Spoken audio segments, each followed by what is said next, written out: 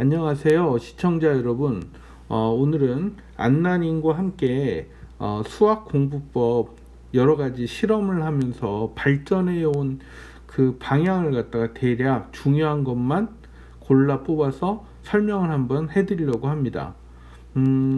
한번 쭉 한번 같이 저랑 수학 공부법이 어떻게 제가 실험을 해왔고 발전해 왔는지를 같이 지켜보시면 좋은 참고 자료가 될 것이라고 생각합니다. 자, 일단은요, 문제를 갖다가 풀었는데 여러 번 말씀드렸다시피 이 모란모란 공부법은 복습을 되게 강조를 하거든요.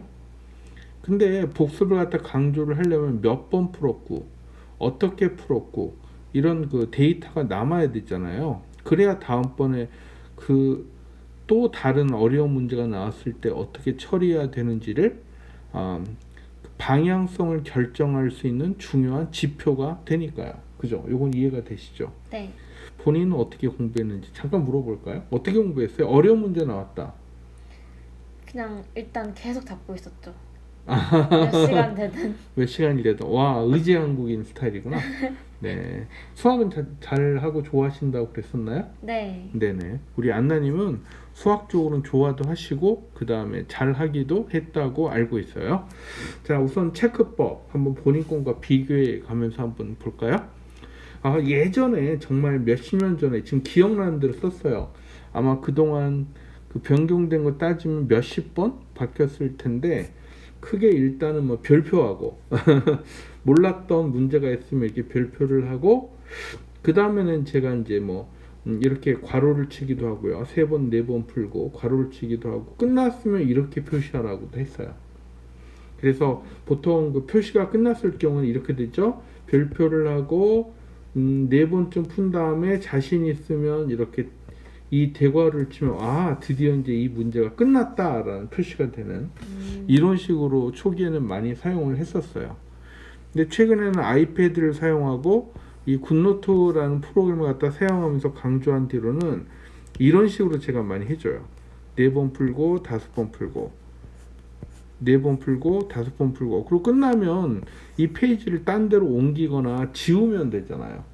구태여 뭐 달리 할 필요가 없잖아요. 네. 그래서 요즘은 이런 식으로 바꿔서 사용을 합니다.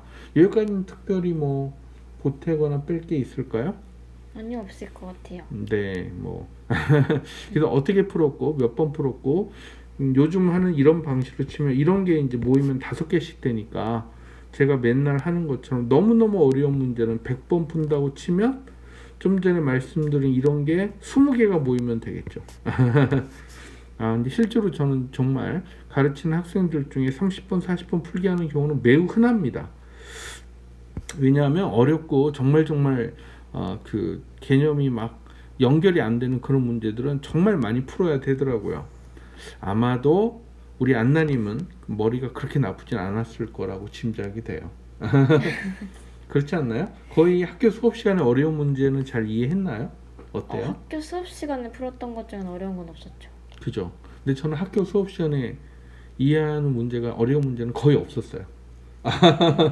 다 집에 갖고 와서 막 끙끙거리면서 몇 번을 복습을 해야 그때야 이해가 되기 시작했으니까 학교가 수준이 많이 차이가 나지 않는다면 저도 일반고 출신이니까 아마도 머리 차이일 가능성이 제일 높은 것 같아요. 자, 여튼간에 이게 일단 체크법에 대한 그런 간단한 지금까지의 그 발전 과정 아니면 다양성 이렇게 되겠네요. 혹시 다른 방법 사용하신 적이 있나요?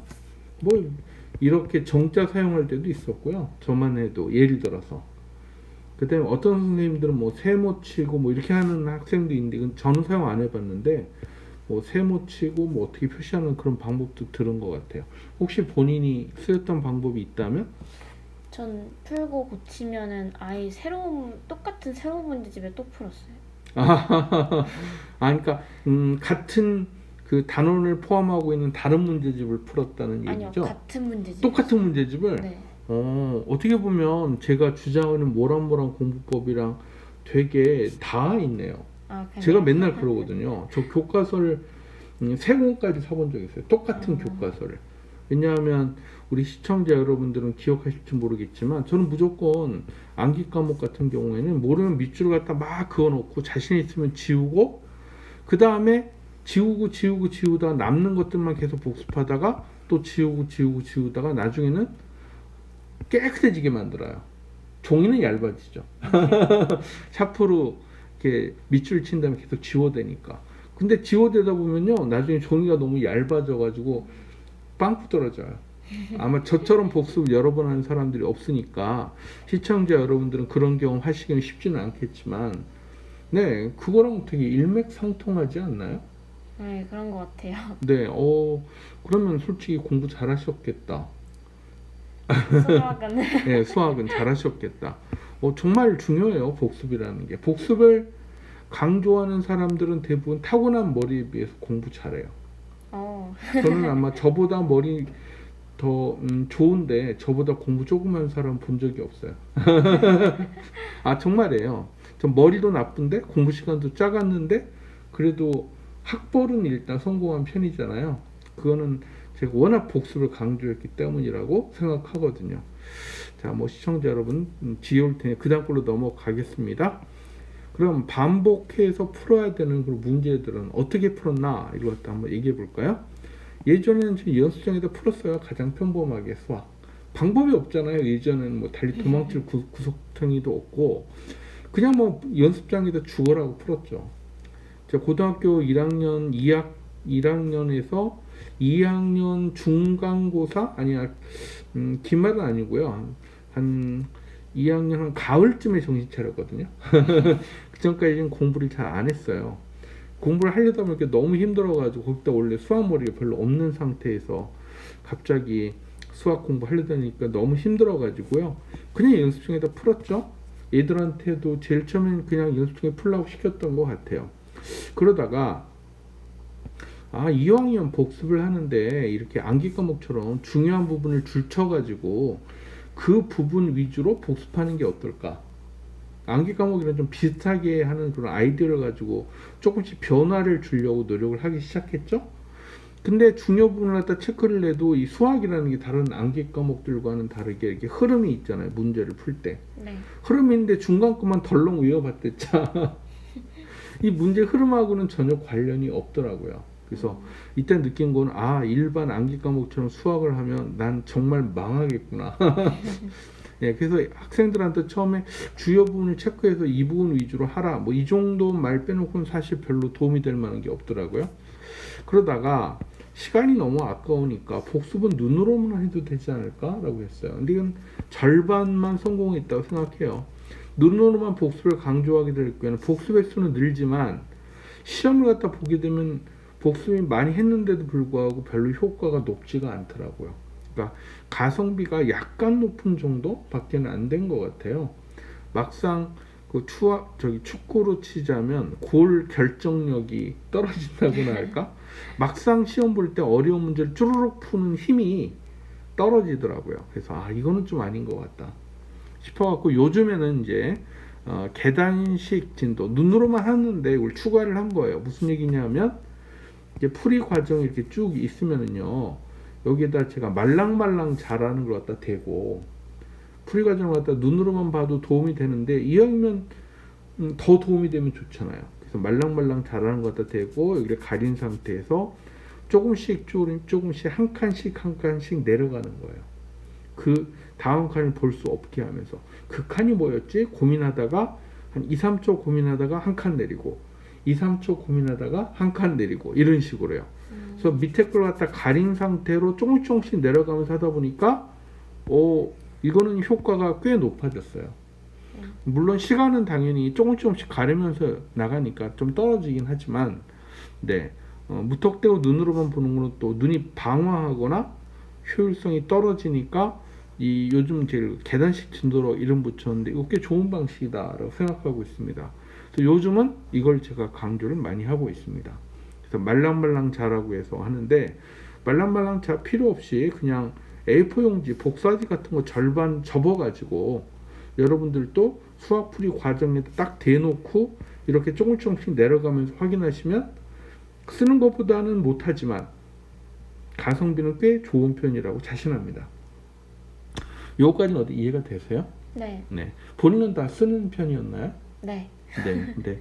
쓰면은 당연히 아시겠지만 손도 아프고 뭐 1, 20분 공부하는 게 아니잖아요. 공부하면 한 몇 시간씩 해야 되는데 손 아프고 막 힘들잖아요. 그래서 여러분들도 이런 계산식도 밑에를 가리고 눈으로만 나가는 방식은 쓰는 것보다는 못하지만 가성비에서 보면 오히려 한 두세 배까지도 되지 않을까 저렇게 생각합니다. 물론 이제 모르는 부분들에는 이렇게 별표 해놓고요. 자신 있는 부분들한테는 이렇게 놓거나 이렇게 놓고 하는 걸 갖다 제가 권장을 합니다. 그럼 별표 있는 거는 좀 열심히 여러 번 보고 아니면 좀 깊이 있게 보고 괄호치거나 이게 대괄호친 거는 그냥 대충 쭉쭉 넘어가고 이게 더 빨리 가능하니까요. 판단이. 이런 걸 갖다가 더해서 복습하는 걸 추천을 드리고요. 또 하나 자 보세요. 모르는 게 한두 개 하고 끝나는 게 아니잖아요. 모르는 게 몇백 개, 몇천 개가 될 수도 있잖아요. 근데 이걸 갖다 이제 하는 방식이 여러 가지인데 저는 이제 이건 당연히 순환식을 많이 강조를 합니다. 최초로 나가는 방식에서는요, 당연히 역순 복습을 해야 돼요. 역순 복습 설명은 저번에 드렸었나요? 네. 네. 역순 복습이라는 건요, 최초로 문제집을 나갈 때는 정말 역순 복습이 무조건 최고입니다. 최초로 문제를 나갈 때는요, 어려운 문제 한 문제 풀면 조금 전에 풀었던 다른 어려운 문제를 한 두세 문제를 갖다가 연달아 복습을 해서 최대 5문제 이 이상은 오히려 제가 볼 때는 비효율적이더라고요. 해보니까 효율성이 많이 떨어져요. 그래서 가성비가 떨어지니까 한 문제 어려운 문제를 새로 나가면 예전 거 두세 문제에서 최대 4문제 정도, 어쩌면 5문제, 권장은 한 3문제 정도입니다. 권장은 3문제 정도. 그렇게 복습을 간단하게 하면요, 바로 얼마 전에 풀었던 문제라 꽤 이게 기억이 남아 있어가지고 중요하고 어려웠던 것들만 복습이 머릿속에 들어오려고 하면 가능하더라고요. 예, 근데 너무 이게 늘어지면 진도 나가는 속도가 떨어지고, 네, 그 흥미가 떨어져가지고 오히려 효율성이 없어요. 그래서 요 개수는 제가 생각할 땐 사람마다 차이가 있을 거라고 생각합니다. 좀 차분하고 꼼꼼하고 완벽주의라면 조금 많이 그 다음에 빨리빨리 나가기를 원하는 좀 성질 급한 분들이라면 조금 짧게, 예, 이 정도 차이는 있겠지만 역순복습은 제가 볼 때 무조건 필수예요. 뭐 한번 본인들도 한번 실험해 보시기를 권장합니다. 자, 순환식이라는 거 뭐냐면요, 한번 제가 이제 끝났어. 그러니까 어떤 문제집이나 어떤 학기 시험 준비가 한 번은 끝났어요. 그래서 모르는 문제를 쭉 다 복습을 하고 싶어요. 그랬을 때는 이 순환식이 괜찮습니다. 한 10문제에서 20개씩 묶어가지고 어려운 문제들, 그리고 한 번은 끝났던 문제들이니까 쭉 복습을 갖다 한 번 할 수 있게 이런 순환식도 병행하시면 괜찮다고 생각합니다. 여기까지 이해가 되시나요? 네. 네. 그 다음에 실험했던 거 참고로 말씀드리자면 only one이라는 게 뭐냐면요, 너무 어렵고 이해가 안 되는 문제, 전 무지 이렇게 많았기 때문에 이거 하나는 계속 놔두고 딴 문제 풀다가 안 되겠으면 다시 어려운 문제 돌아와서 풀어보고, 딴 문제 진도 나가다가 또 돌아오고, 딴 문제 진도 또 나가다가 한 번 더 돌아오고, 그러니까 이 문제 이해할 때까지 only one 해서 가장 어렵고 이해가 안 되는 문제를 계속 갖다 놓고 아니면 뭐 연습생에다 써놓고 이 문제를 끊임없이 복습하는 그 실험을 해봤던 적도 있습니다. 이것도 한번 실험해 보시고요. 지금은 요즘 별로 강조하지는 않습니다. 가성비가 그렇게 높지는 않더라고요. 그리고 요즘은 이걸 갖다 많이 추천을 드려요. 한 4문제에서 10문제 사이가 이 어려운 문제가 유지가 되도록 하는 걸 갖다 제가 주장을 많이 합니다. 즉 모르는 문제가 아예 없거나 하나, 두 개, 세 개 정도까지는 큰 도움이 안 되고요. 또 10개가 넘어가기 시작하면 이게 얼마나 스트레스가 되겠어요. 모르는 문제 10문제가 나를 맨날 기다리고 있다고 생각하면 제가 보기엔 그 정신적 스트레스도 되게 심할 거라고 생각하거든요. 고개 끄덕거리고 있어요. 옆에서 안나 씨가. 네, 그래서 한 4문제에서 10문제 정도 유지가 되게. 즉 자신이 있으면 여기서 요즘은 제가 굿노트를 사용하기 때문에 따로 빼내가지고 딴 쪽 폴더나 노트로 옮기라고 제가 많이 강조를 하거든요. 웬만큼 자신 있으면 다른 노트나 폴더로 옮겨라. 아예 버리는 것뿐은 아깝잖아요. 어려운 문제 일단 이해를 했는데 너무 쉬운 문제는 그러실 필요 없고요. 또 이 문제는 포함 관계가 있는 건 아시죠? 네. 비슷비슷한 문제가 여러 문제가 있고 이 중에서는 가장 어려운 문제도 있고 가장 쉬운 문제도 있는데 가장 어려운 문제를 푸는 사람이 이 쉬운 문제를 복습할 필요가 저는 없다고 생각합니다. 그리고 이게 바로 수학의 특징이라고 저는 생각해요. 그래서 이 어려운 문제를 풀면 더 밑에 있는 죄송합니다. 뭐 좀 속어를 쓰자면 따까리? 예, 밑에 있는 이거 얘보다 저위 훨씬 더 계층이 낮아 밑에 있는 것들은 풀 필요가 없거든요. 수학은 특징이. 그래서 가장 어려운 거 이거 하나만 풀면 되는데 왜 쉬운 걸 갖다 놔둬요? 그래서 자꾸 이렇게 필요 없는 건 버리는데요. 그렇지 않을 경우는 이게 모아놓는 게 굉장히 중요합니다. 안 그러면 내가 한 10번이나 20번쯤 복습해서 기껏 어려운 문제를 내 걸로 만들었는데 아무리 이때 100% 이해됐더라도요. 이거 내버려두고 1년 지나면 거의 잊어먹습니다. 아, 머리 좋은 사람들 아니겠군요. 근데 저는 여튼 최소한 그랬고요. 많은 제 제자들도 여기에 해당됩니다. 최근에 이제 학생들 중에 정말 태어나서 제가 가르쳤던 학생 중에서 가장 수학머리가 없는 학생을 가르친 적이 있어요. 본인 얘기는 적성이 뭐 수학이 마이너스 18이라는데 이건 아직도 제가 안 믿겨지고 한 플러스 18이겠죠. 설마 마이너스는 없지 않나요? 아니 근데 본인은 그렇게 믿고 있더라고요. 근데 그렇게 믿을 만큼 수학이 너무너무 약하더라고요. 제가 비슷한 문제를 164번인가 165번을 풀게 했는데 그 문제를 틀려 갖고 왔어요. 아유. 어려운 문제가 아니에요. 9의 제곱근은 무엇인가? 아마 이 문제였을 것 같은데 이게 플러스 마이너스가 붙는지 안 붙는지 이거 헷갈려서 틀려왔더라고요. 이런 비슷한 문제를 푼 개수가 160개가 넘는데 예, 그 학생하고 진짜 고생 많이 했는데요. 복습을 진짜 많이 시키니까 그래도 예, 점수가 꽤 올라가더라고요. 다시 한 번 말씀드리지만 복습을 어떻게 처리하느냐 이게 중요하니까요. 꼭 잊지 마시고 어려운 문제는 4개에서 10개 사이 정도가 되도록 유지하면서 자신이 있게 된 문제는 따로 빼놓던가 더 상위의 문제를 푸는 거는 아예 버리던가 아니면 너무 단순하고 공식만 알게 되는 문제도 버리던가 이렇게 해서 항상 무조건 쓰레기처럼 처리하지 마시고요. 이왕 푼 문제는 소중하게 가치가 있는 문제랑 소중하게 잘 정리를 해놓는 것도 매우 중요한 버릇이라고 생각합니다. 요거는 이해가 되시죠? 네. 네. 그 다음에 이제 공식 처리에 대한 걸 해볼까요? 공식은요, 뭐 여러분들이 잘 아시다시피 수학 공식이 많지는 않아요. 그죠? 아시죠? 네.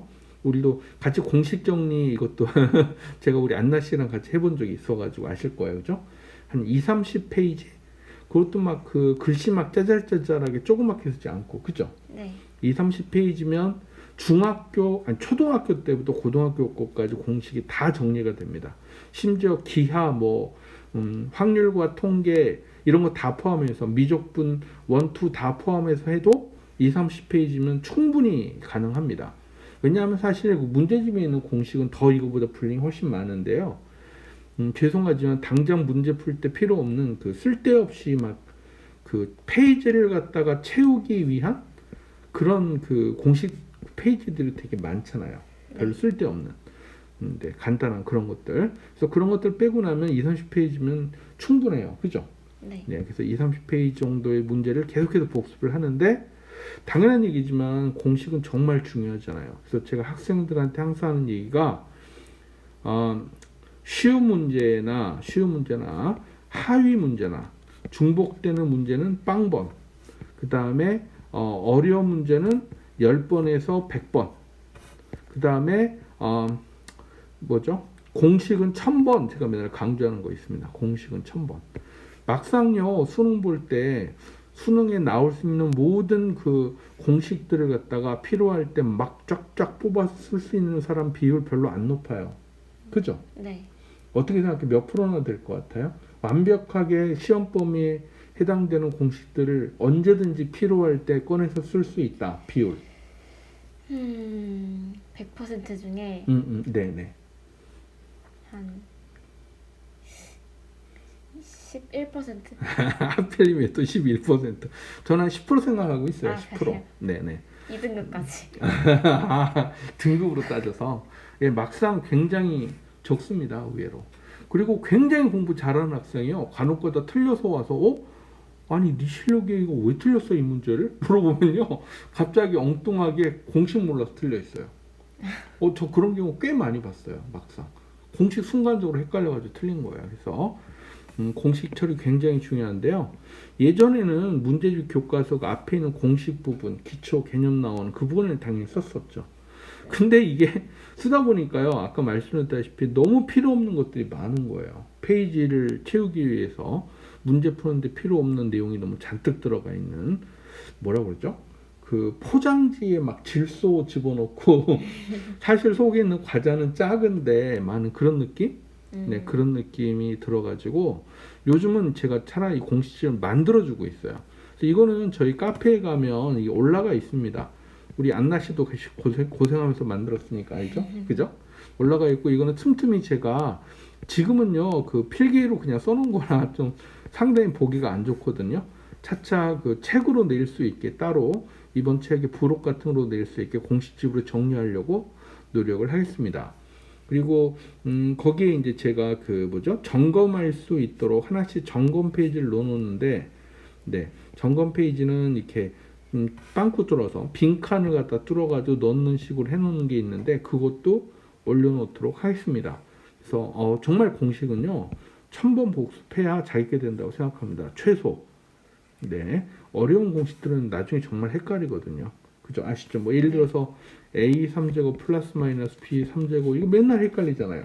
수능 공식이 인수분해용 공식하고 계산용하고 두 가지가 있는데 이거 얼마나 헷갈려요. 그죠? 네.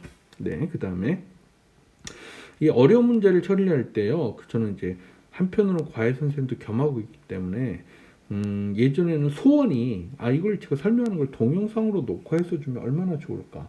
근데 이게 가능하더라고요. 왜냐하면 요즘 그렇게 할 수 있는 프로그램이나 기계들이 너무 잘 나와 있잖아요. 네.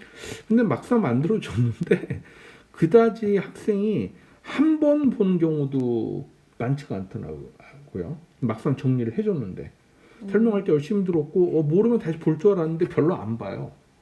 그래서 왜 그런가 봤더니 이 동영상은 당장 자기가 원하는 걸로 빨리 탁 치고 올라갈 게 어렵잖아요. 그래서 요즘은 다행히 프로그램 중에 동영상에 하고 이렇게 연결이 돼서 풀이가 연결이 돼서 이 부분을 갖다 이렇게 딱 집으면 여기에 해당되는 동영상 그 컷 프레임으로 바로 갈 수 있는 것도 물론 가능은 한데 그것도 잘 안 봐요. 막상 해봤더니 현실에서는 외면당하더라고요. 제가 보기에는 이거 되게 도움이 될 것 같았는데 그래서 현실과 이 이론은 다르다는 걸 다시 한번 느꼈고요.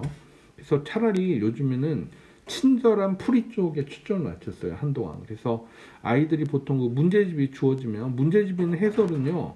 중3이면 중3에 맞춰서 만들어져요. 고3이면 고3에 맞춰서 만들어져요. 고3 과정에 나와 있는데 거기 덧셈 뺄셈 설명 나오는 건 있을 수가 없잖아요. 네. 근데 제가 보기에는 너무 불친절한 거예요. 즉 예를 들어서 고등학교 3학년이지만 고등학교 1, 2학년 그 공식을 다 완벽하게 기억하지 않는 거잖아요. 근데 어떤 부분은 그냥 설명 없이 넘어가 버리는데 이 부분 중에서 좀 어려운 거면 학생들이 기억이 안 나기 때문에 그 문제집 풀이를 봐도 이해가 안 돼요. 그런 경험 있으신가요? 저는 되게 많은데 우리 안나 씨는 그런 경험 별로 없나 보다. 그래서 저는 문제집 해설이 되게 불친절한 경우가 많다고 생각했어요. 왜냐하면 아까도 말씀드렸다시피 머리가 좋은 편이 아니라 그런 것도 있고요. 또 가르치는 학생들 중에 당연히 머리 좋은 사람보다는 한 90%는 머리가 나쁜 사람이거든요. 머리 좋은 사람이 뭐하러 과외를 하겠어요. 네, 그래서 요즘은 그 친절한 풀이에 집중을 많이 했어요. 한동안. 그래서 이왕이면 설명이 나오면 고등학교 3학년 그 문제집에 대한 해설을 갖다가 다시 다 써가지고 한 2년, 3년 밑에 아이가 이해할 수 있게 고등학교 1학년 생이 어려워할 부분부터는 다 설명할 수 있게 예를 들어서 넉넉하게 1, 2년치 밑까지 설명이 되도록 일단 다 써서 해줬어요. 근데 이렇게 하니까 당연한 얘기지만 시간이 너무 많이 걸리고 에너지가 정말 다 없어지더라고요. 그래서 요즘은 그냥 문제집 그 풀이째로 갖다가 쓴 다음에 그 필요한 부분들의 추가로 설명을 옆에다 써주는 방식으로 하고 있어요. 이러면 시간이 훨씬 적게 걸리잖아요. 네. 그래서 뭐 오늘 지금 설명을 드렸지만 이런 식으로 이제 계속 발전을 해온 거예요. 근데 딱 하나 이제 우리 시청자 여러분들이 하셔야 될 거는 뭐냐면 결국 공부란 건 어떻게 복습하느냐가 제일 중요한 핵심입니다. 그리고 우리 안나 씨도 말했지만 어려운 거는 복습 진짜 많이 해야 돼요. 이해하기 위해서 복습해야 되고 그 다음번에는 당연히 잊어먹지 않기 위해서 복습해야 되고요. 그 다음번에는 응용할 수 있는 자신감이 유지가 되도록 또 복습해야 돼요. 그래서 복습 횟수는 굉장히 여유가 있게 많이 해야 됩니다.